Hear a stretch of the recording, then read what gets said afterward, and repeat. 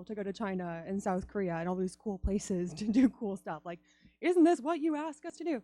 Um, what do I do? And like, well, I do like writing, but I don't want to be an editor. I'd want to be an author. And it's like, but what would I talk about? And it was like, oh, you could share your story. And I was like, or not, like, or not. So that was 2007. And I battled that for 2 years and was absolutely miserable. I tried to do everything but, like, full on Jonah. Like, give me a boat, going the other way. I will do anything but this. I was teaching high school math. I was like, this is what I want to do with my life. This is it. And just that conviction of God. So I finally, I don't know if I told somebody, like, personally, or if I said something last night, but I, like, got online and I bought, like, I don't even know if I bought a website. I'm pretty sure I did. And, like, found some kind of code and, like, copied and pasted it and, like, made a static web page, right, that was like, blah, my story. And I thought, okay, God, see, obedient, moving on. Like, I went to Nineveh, I told them they were bad, I'm leaving now. Like, and, like, now I can get married, right? Like, now the next, right? I checked off the list. And I started getting emails from girls and from youth groups. And I had a friend who confessed to me, like, I struggled with this. Homeschooled girl, youth pastor's kid. They did everything right. They had all of the computers in a central family room. Like I said, youth pastor's kid, very loving father. Their daughter was addicted to pornography and her brother is gay. And she said, you know, I'd never told anybody about this just because it's not something that we talked about in the church. So she invited me out to speak at their youth group. And I was like, God, I'm not a speaker either. Like, let's be clear. I am a math and science person. Writing and speaking is the other side of the brain. Like, you need to be understanding this. And then the next year, it's 2010, I was at a Catholic conference, and we talked about this last night. I talked about the nuns, right? Yeah, the nuns. So I went to a Catholic conference and spoke. I was the first Protestant to ever speak at that conference, and there were nuns in the room. And I was like, I'm going to share a porn story in front of nuns. Like, this is great. I'm going to offend the entire Holy Order of Sisters. And one of them actually came up to me afterwards and confessed that she struggled with pornography as well. And that room packed out, and that session went 2 hours long because I had encouraged the girls at the end to get into small groups and to just share their stories with each other. And 2 hours, and then I had a line of young women wanting to meet and have coffee with me during the conference, and kind of walked away like, I have to do something. Kind of like, this is my mission field. It's not Asia, it's not China, it's not those kids over there. It's honorable and that's great, and if that's what God calls you to do, go do it. But this was my mission field here. So then I got all championing about it, and I was going to pastors like, you need to talk about this, you need to do something about this, and all of them were like, no, we don't, actually. And they would say, we don't have that problem in our church. I was going to major Christian publications, magazines and things, saying, listen, you don't have any articles about women struggling with pornography. They're like, because they don't. Okay, well, so then I have like this righteous anger, right? Like, I'm all, I don't know, some Bible character who's got to be one that's like, I was fired up. Who? Jesus is fair. Hey, there you go. Yes. Right, there you go. Yeah, that was me. And just like holy anger, like freaking out in the church, like, you are failing these women, forget you. And one of my readers was a guy, and he's like, you're not helping. I was like, what do you mean I'm not helping? Of course I'm helping. And he's like, no, you know, if the church is missing something, you probably should actually help them with it and give it to them. And I would try talking to pastors, talking to groups, saying, you really have to do something about this. And they would say, no, you will cause women in our church to stumble. You will make it a problem for our girls. We don't want to talk about it. So I had that resistance for years. And then finally, in 2015, I was going to give up. I was like, God, this is super hard. I had maybe one or two, I had so many emails from the women themselves, but nobody really wanted to reach them. And it's a lot of women for me to deal with myself. And I'm not a certified counselor, I'm not any of that. And I couldn't get them connected to certified counselors because there aren't counselors addressing this issue. So it was just like, we've got to do something about this, but I don't know what to do, and it's so big, and I'm done. And God was like, no, you're not. So I sat in front of my website because it was getting ready to expire. And I went ahead and I renewed it. And I was like, all right, God, I'm giving it 2 more years. And that 2 more years just happened tomorrow. Tomorrow will be the end of that 2 years. I thought, I don't know what to do with this. I'm going to move on with my life. I'm going to go back to school. I did. I went back to school to study something health science related. And I thought, this is just, I can't keep investing in this because no one wants it. And the week after I did that, I got an invite to speak at a women's conference. I was asked to help write a book on pornography, and I was asked to come and speak at the event last April where Nick found me, actually Amy, where Amy tracked me down in the bathroom. So but it's been amazing to interact with churches since that point, where now we're finally realizing this is an issue and one that we need to talk about. The church historically is behind. I was telling somebody about this last night. We're just so far behind when we're addressing issues. The next big thing in pornography is virtual reality pornography. It's already here. We were talking about it. I think it was the conference. It was both the conference in April of last year, and then I was at another conference in September where they were talking about virtual reality pornography is the next big thing. And we, all of us anti-porn experts, were like, okay, we've got 2 years. We've got 2 years to come up with an answer. We've got to develop resources for this. And then I walked into Walmart at Christmas time, and VR headsets were everywhere.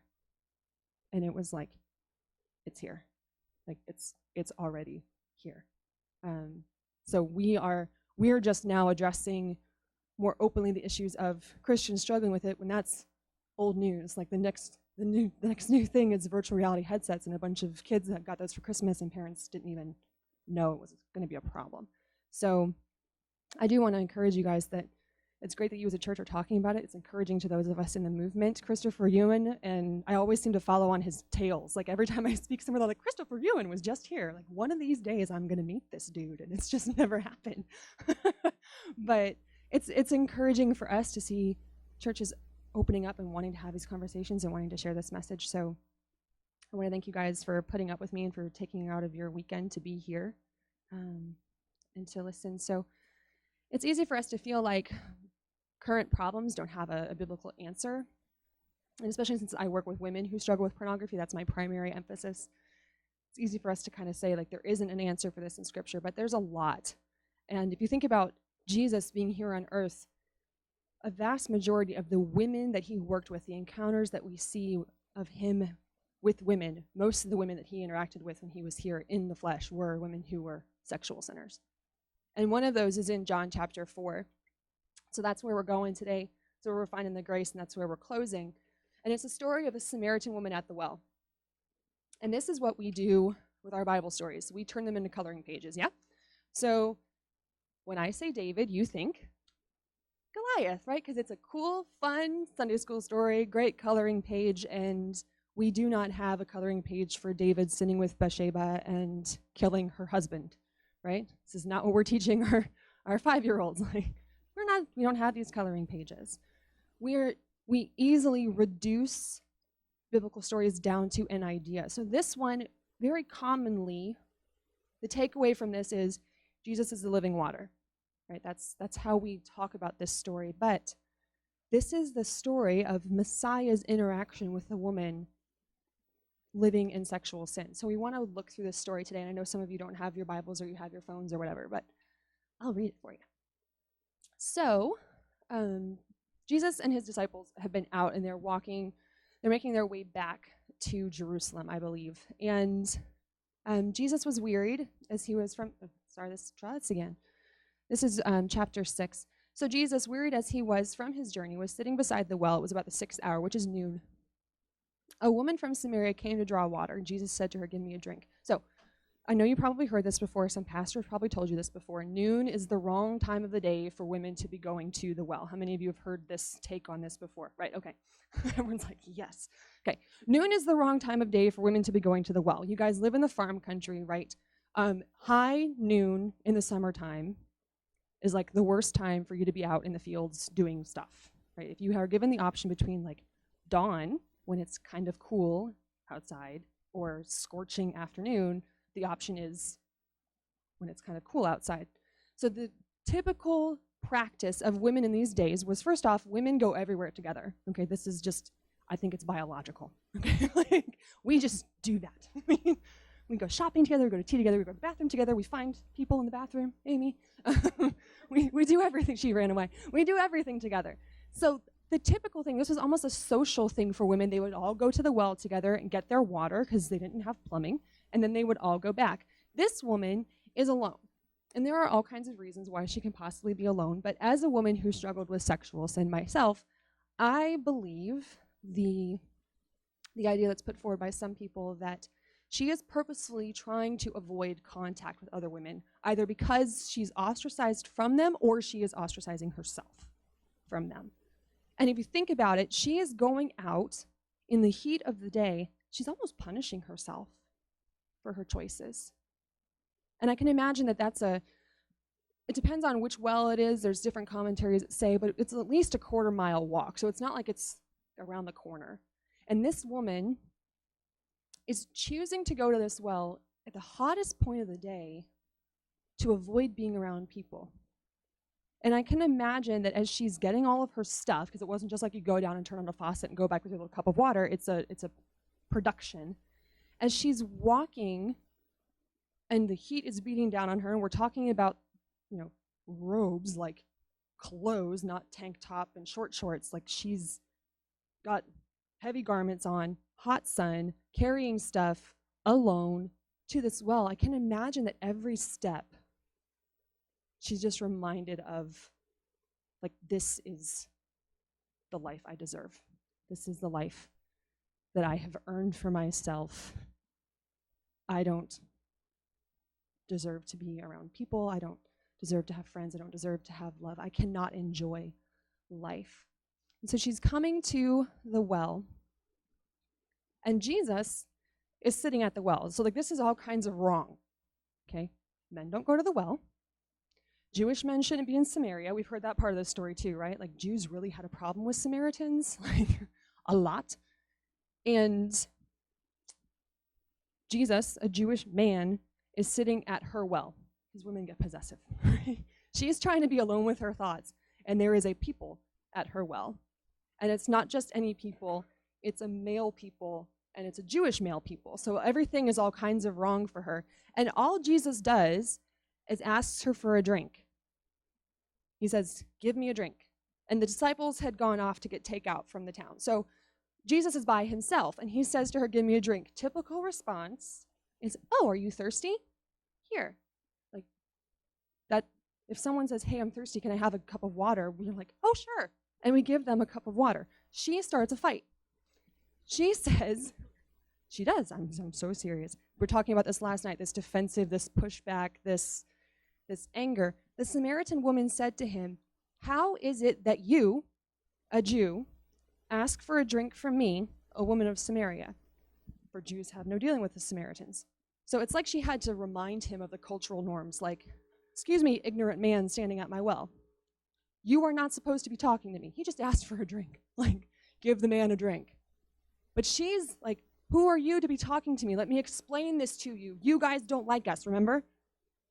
And he says to her, Jesus gets spunky sometimes, right? And he says to her, I'm reading into this, so forgive me for going my own message Bible here. Jesus says to her, "If you knew the gift of God and who it is that is saying to you, 'Give me a drink,' you would have asked him, and he would have given you living water." It's kind of fun. He's talking about himself in the third person, right? And I just imagine this being like this little back and forth. She's saying to him, "Why are you asking me for a drink? You're a Jew." And he's like, "If you knew who you were talking to, you would have asked him for a drink." And she's like, "What is going on?" So I read this fun. It's fun for me to read the Bible. He would have given you living water. And so I see this as like this escalating little tiff. And she says to him, "You have nothing to draw water with, and the well is deep. Where do you get that living water? Are you greater than our father Jacob? He gave us this well and drank from it himself, as did his son and his livestock." Like, you just see this back and forth of like, well, who do you think you are? Like, this is how I picture this back and forth. Here are the rules, Jewish man at my well. And he's like, "Oh, yeah? Well, if you knew who you were talking to." And then she's like, "Oh, yeah? Well, who do you think you are?" I just see this going back and forth. And Jesus said to her, "Everyone who drinks from this well will be thirsty again, but whoever drinks from the water that I will give him will never be thirsty again. The water that I will give him will become in him a spring of water welling up into eternal life." Can you imagine hearing this for the first time? Like, what are you talking about? like what? You turn into a fountain? I'm so confused. Like, what does this even mean? But think about what he's offered her. Listen to her response. She says to him, "Sir, give me this water." Listen. "So that I will not be thirsty or have to come here to draw water." She, in her mind, I think, thinks he's offering her indoor plumbing. Right? No, seriously. Like, oh, so it's not just I won't be thirsty anymore, I also don't have to come here. I also don't have to take this daily walk reminding me of how horrible my life is. Can you imagine if she were like the only woman in town? She goes back into town and poof, there's like a spring in her house. Like, she'd be set. Like, I don't have to go outside anymore. I don't have to see anybody anymore. I don't have to do that whole walk at noon thing anymore. Like, I've got it all set up for me. So she's looking at Jesus thinking he's going to answer her shame. Right? He's going to take away the shame. He's going to give me a spring of water right into my place. I'm not going to be thirsty, and I don't have to come here anymore. And then, like, most random plot twist in a conversation ever, right after that, he says, "Go call your husband and come here." How is this normal conversation? Like, how is this the normal next question that happens in this conversation? He just said, "I'll give you living water. It'll be eternal life." And the woman's like, "Sure, give me that. I don't want to have to come here anymore." He's like, "Go get your husband." And I can imagine her thinking, here we go. Now he's going to know. Because we know who she is and we know how this story ends. But up until that point, she has been talking to a man that's essentially a stranger. And she thinks he knows nothing. He's a Jewish man. He's not where he belongs. And he's made all kinds of weird promises. And we're not even talking about giving him water anymore. Now, all of a sudden, her that needs water. And that got confusing. And now he's asking for her husband. And I'm sure for her, and pardon me for reading into this, but I'm sure for her, it was this moment of, well, there goes that promise. Like, so much for that eternal water, and so much for that not having to thirst anymore. Because remember, the fact that she does not have a husband is probably why she's making the choices that she's making, probably why she's coming to the well at this hour, probably why she's being so defensive, and this whole conversation wouldn't have happened if she had just given Jesus a drink of water. And Jesus says to her, "Go call your husband and come here." And she says, "I don't have a husband." And Jesus says to her, "You're right in saying you have no husband, for you have had 5 husbands, and the one you now have is not your husband. What you have said is true." Can you imagine this whole time that she's being defensive and she's thinking, you shouldn't be talking to me, you shouldn't talk to me, you should give me what you're promising me, but I want it so I don't have to keep making this walk. And for her to find out that this man that she's been talking to who didn't belong there, this Jewish man who was out of place, Jews would go around Samaria because they didn't like him, he's where he doesn't belong, and now he knows who he's been talking to this whole time. Like, that's even more reason for him not to be talking to her. And here he's been talking to her, and she says to him, "I perceive that you are a prophet."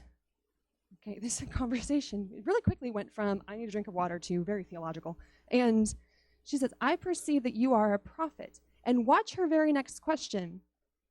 "Our fathers worshipped on this mountain, but you say that in Jerusalem is a place where people ought to worship."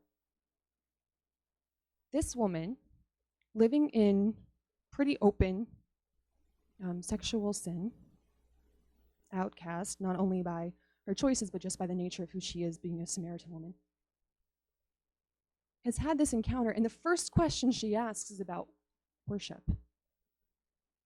See, it messes with some people's minds because they think that the women who are trapped in sexual sin can't really have any regard for things of God.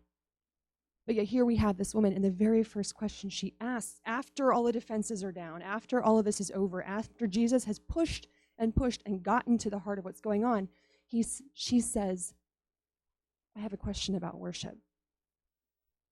And then Jesus responds to her and says, the hour is coming when neither on this mountain nor in Jerusalem, um, sorry, will you worship the Father? You worship what you do not know. We worship what we know. For salvation is from the Jews, bunch of theological stuff.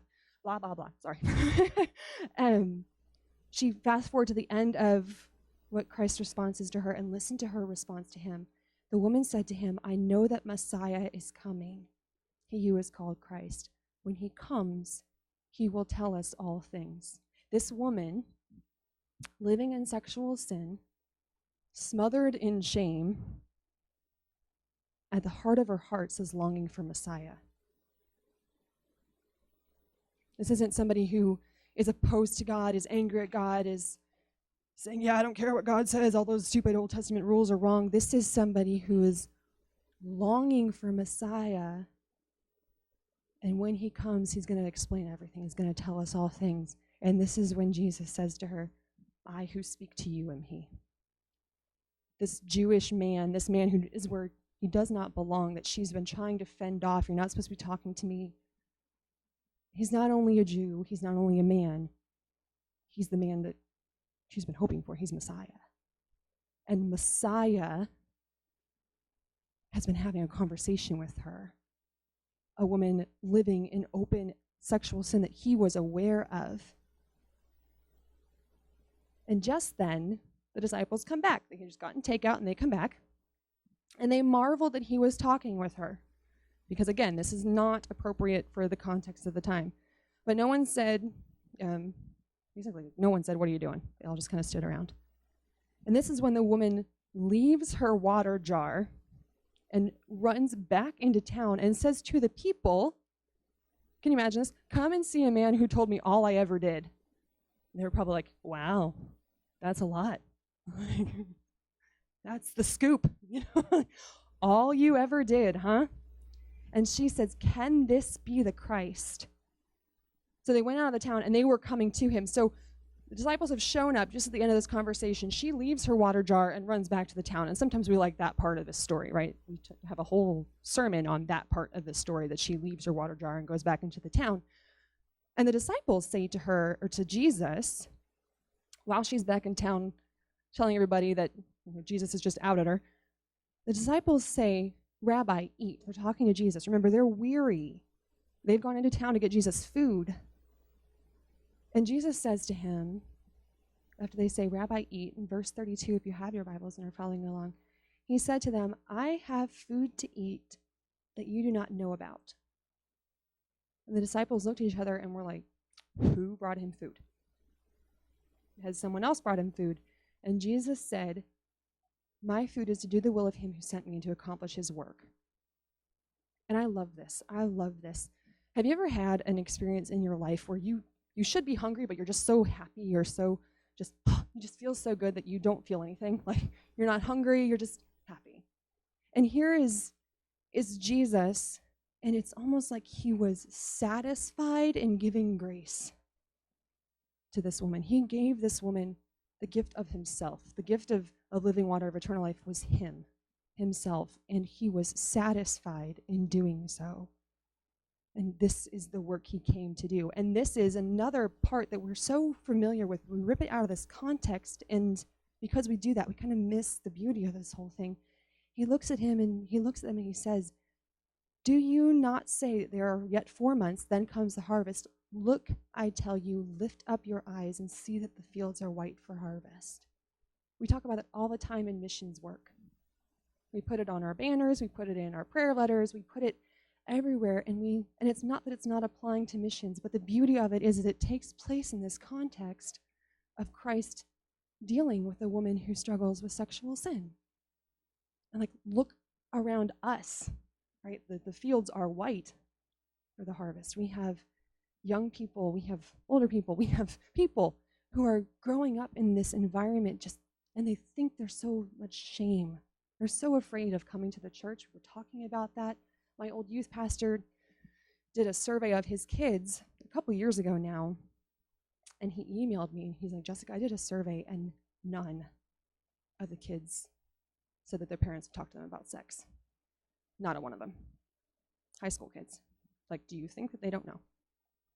I have a friend who she got married at 19 and her husband I think was 26 at the time, and this is a few years ago now. I think they've been married about 10 years, and 26 years old, he's a paramedic, right? And his dad sat him down the night before their wedding to like tell him what was up. And he was like, Dad, I'm sorry to bust your bubble. I'm a paramedic. I already know how this works. And his dad was completely mortified. Like, what do you mean? Who told you? And he's like, I'm a paramedic. like, we studied this. we know how this works. And we have these young people who are growing up in this culture that is so sexually saturated, and there's so much shame that can come from the church. And they can feel so afraid of coming forward to find help, and they can feel like the God that they're being talked about is much different than this Jesus who meets people at the well. It's much different. You ever wonder why Jesus didn't go into town with his disciples to get food? Like, that's the faster way to get food, right? Like, mathematically speaking, like a one-way trip is shorter than a round trip, right? He could have walked with his disciples into town, gotten food, and been better. But I think he purposefully designed this meeting with this woman one-on-one, and he kind of pushed through all of her defenses and got to the heart of the issue and never called her a hypocrite, never said, for looking for the Messiah, you sure are living like a harlot. For looking for the Messiah, you sure aren't acting like it. It's never part of this conversation. Instead, he offers himself to her when he finally pushes through all his defenses and gets down to the bottom of where her struggle really is and this longing for just hope. And he's like, I am your hope. I am everything that you have been looking for. And it is in this context that we're told that the fields are white for harvest. And I want to encourage you as a church. Fields are so white. And they're here in your churches. They're here in your schools. They're here in your communities. It's here. And if the Jesus that you are portraying is the Jesus at the well, the one who meets the women at the well, there's healing there and there's hope there. And it's hard because you're going to have these kind of tiffs back and forth where it's like, psh, you're 30, you ain't got no clue what's going on. You're 60, you could be my grandma. You don't know what it's like. You're going to have these resistance, and we talked about it last night. You're going to have people fighting back. You're going to have this pushback, this you don't know what you're talking about. But if you wait it out and you show this love and this grace and this persistence of Jesus, there is hope. And there's healing, and there is so much grace there. You know what I love about what I do? Someone asked me last night if I love what I do. I love the grace of what I do. Because it could be really easy for me to say, yeah, I was a porn addict, moving on, I'm never talking about it again. And we love mercy, right? Mercy saves me from the consequences of what I've done. So it would be enough if God just said, I'm not going to completely destroy you because of what you've done. That would be enough. But the fact that he swoops back in and takes broken things and makes them whole, and takes bad experiences and uses them for his glory and brings healing, and doesn't just say, okay, well, I saved that one, but it's a little chip, so we're going to put that in the back of the shelf. But instead, he says, oh, no, I've got a mission for you. I've got people that you can impact, people that you can meet. I have placed you strategically in this place to be able to reach people. Everything has a purpose. And the fact that he can take your life as broken and as messed up and as many times as you've screwed up, and he can take it and turn it around. And everything that the devil tells you is shameful, everything that the devil tells you is wrong, God can turn around and say, I can save that. Not only can I save that, but I can change it and use it to reach people and use it for my glory. This is the grace of our God, and this is what sets us apart from any other religious group in the world, really. That we can take broken things, and he can take broken things and he can make them a testament to who he is. And then he can change them. And there are going to be so many broken people in heaven. There are so many broken people in our churches. None of us have it together. Right? Not a single one of us have our stuff together. But there's grace for that. And there's a grace that says, I don't label you with that. You don't walk through your life forever branded. You can walk out of your life whole and safe without tripping over your bag. He says, You don't walk through life. See, when I first was coming out of this, I thought, have you ever read The Scarlet Letter? How many of you had to read The Scarlet Letter ever? Brit Lit is falling apart. Okay, so Scarlet Letter, recap. Take notes because you're going to need to know this in high school. Scarlet Letter is a novel, obviously, by Nathaniel Hawthorne. And in this, there's a woman who gets pregnant out of wedlock. And she's branded, her punishment is to wear a scarlet letter A for adulteress on her shirt. That is her punishment. So that the whole town can know what she's done. The father of the child is the priest in the town. Sorry, spoiler alert. The father of the child is the priest in the town. And throughout the story, you see him. He doesn't out himself. He goes home and he punishes himself. He's so ashamed of what he's done, and she's publicly shamed for what she's done. And I always felt like I was going to be one of those two people, right? I either hid it for the rest of my life and just beat myself up for it, or I step out, do this, and everyone's like, oh, you're one of those people. And I thought, I'm always going to be branded. I'm always going to have to carry this label. I'm going to be so he was saying the sex pastor, like I was the porn girl when I first started, and people called me that. Stop it. Like, my mom will disown me if she ever hears that I have this nickname. But I thought that I was just the churches were going to say, we don't want you coming to talk to us. We don't want you. Church I grew up in thinks it's glorifying sin to talk about the struggles that we have. But I have found that there is so much hope and healing when we're just honest about what God has done in our lives. And whatever brokenness we come from, if he has redeemed us from that, that is something to celebrate. That is hope to celebrate. There's healing. Someone else has your same story or something really close to it. And they might just be waiting for you to share yours and for you to give them the hope. I love helping girls because I want them to see where they can be and that there's grace for them. I love when people like Nick stand up and talk because then you can know that there's grace for them. That man is being used. That man is on fire for God. You guys have a great team here and a field that is white and ready for harvest, and I want to encourage you that there is so much grace. And it's a tough fight, but we all know grace. And you might not know the struggle that they're going through, but you know the grace that gets them out of it. So I want to encourage you to not lose hope and to just champion forward knowing that this is a struggle we are going to deal with for the rest of our existence, I think, until Jesus comes back and gets us out of here, until he drops an EMP and takes out all technology. I don't know. I don't know if that's an option. We're going to be dealing with this. We're going to be fighting this. Yeah, you like that option? I opt for that one. We're going to be dealing with this. We're going to have kids growing up on tech. We're going to have this, even if we were to outlaw it, even if we were to make it illegal. Child pornography is illegal and it's rampant. Just because something is illegal or wrong doesn't mean that it's not going to happen. This is a fight that we, as our generations here, are called to fight. So I want to encourage you guys that there's grace and there's hope for it and not to give up. And the fields are white for harvest, and God has called you into them. And figure out what role you play and start harvesting. God bless you all. Thank you guys so much for having me. Thank you for being here and listening. And have a great life. Good night.